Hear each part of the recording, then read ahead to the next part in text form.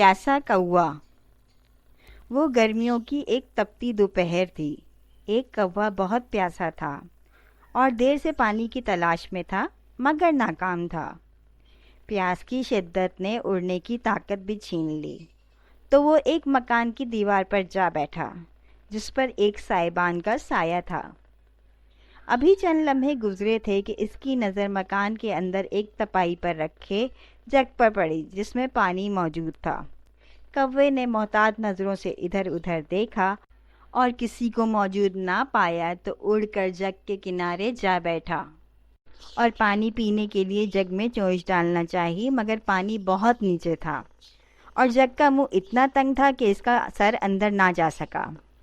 کوے نے جگ گرانے کی کوشش کی تاکہ پانی گرے اور وہ اپنی پیاس بجھائے، مگر جگ بہت بھاری تھا، وہ اسے گرا نہ سکا۔ کوا سخت بے تاب تھا۔ شدید پیاس کے عالم میں پانی کے وہ اس قدر قریب پہنچ کر بھی پیاسا تھا، سمجھ میں نہ آتا تھا کہ کیا کرے۔ اس نے بے چینی سے ادھر ادھر نظر دوڑائی۔ کچھ دور مکان کے کچے صحن میں اسے بہت سے چھوٹے پتھر دکھائی دیے۔ کوے کی آنکھوں میں چمک سی ابھری۔ وہ اڑ کر صحن میں پہنچا، ایک چھوٹا سا پتھر چونچ میں دبایا اور لا کر جگ میں ڈال دیا۔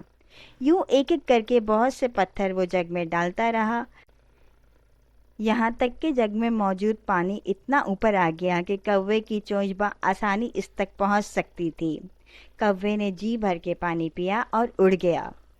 غور و تدبیر سے ہر مسئلہ حل کیا جا سکتا ہے۔